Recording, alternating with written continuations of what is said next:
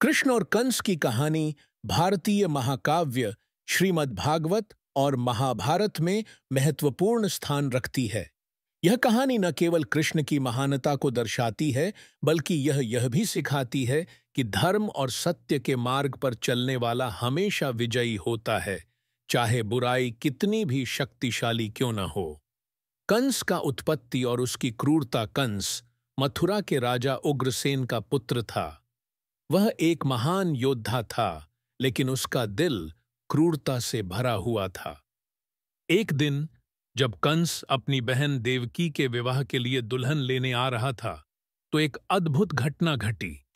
जब देवकी के पुत्र का जन्म हुआ, तब एक अज्ञानी ऋषि ने भविष्यवाणी की कि देवकी का 8वां पुत्र कंस की मृत्यु का कारण बनेगा। यह सुनकर कंस क्रोध में भर गया और उसने अपनी बहन और जीजा वसुदेव को बंदी बना लिया। कंस ने सभी बच्चों को मार डाला, लेकिन भगवान ने अपनी योजना में कोई चूक नहीं की। कृष्ण का जन्म कंस के अत्याचारों से तंग आकर भगवान विष्णु ने वादा किया था कि वह देवकी के 8वें पुत्र के रूप में जन्म लेंगे। कृष्ण का जन्म जेल में हुआ था और वसुदेव ने उन्हें बचाकर गोकुल में नंद बाबा और यशोदा के घर छोड़ दिया। जब कंस ने कृष्ण के जन्म का समाचार सुना, तो वह और भी अधिक क्रोधित हो गया और उसने कृष्ण को मारने के लिए अनेक राक्षसों को भेजा। कृष्ण की लीलाएं और कंस से युद्ध। कृष्ण का बचपन बहुत ही लीलाओं से भरा हुआ था। उन्होंने बचपन में ही अनेक राक्षसों को हराया, जैसे पूतना, शाकटासुर, तृणावर्त आदि।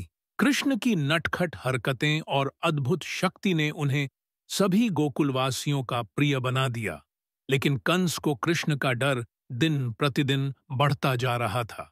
उसने कृष्ण को मारने के लिए कई प्रयास किए, लेकिन हर बार वह असफल हुआ। एक दिन कंस ने कृष्ण और बलराम को मथुरा बुलाया और उन्हें एक विशाल खेल मैदान में भेज दिया। वहां उसने कृष्ण से युद्ध करने का निर्णय लिया। यह युद्ध बहुत भयंकर था।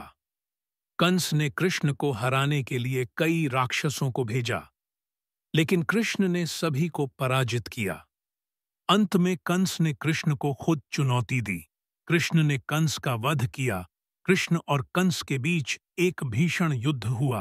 कंस ने अपनी पूरी ताकत लगाई, लेकिन कृष्ण ने उसे आसानी से हराया। कृष्ण ने कंस को अपनी गोद में उठाकर उसे उसकी मृत्यु तक पिटाई की और अंततः कंस की हत्या कर दी। कंस की मृत्यु के साथ मथुरा और गोकुलवासियों को उसके अत्याचारों से मुक्ति मिल गई। नैतिक शिक्षा। कृष्ण और कंस की कहानी से हमें यह शिक्षा मिलती है कि बुराई चाहे कितनी भी शक्तिशाली क्यों न हो, वह अंततः नष्ट हो जाती है। सत्य और धर्म की राह पर चलने वाला हमेशा विजयी होता है। कंस की तरह अहंकार और क्रूरता का परिणाम हमेशा बुरा होता है, जबकि भगवान का आशीर्वाद और सत्य की राह पर चलने से मुक्ति मिलती है। कृष्ण ने इस युद्ध से केवल कंस को नहीं, बल्कि पूरे मथुरा को उसका भय समाप्त किया। इस प्रकार कृष्ण की उपस्थिति ने दुनिया में धर्म की पुनर्स्थापना की और बुराई का नाश किया।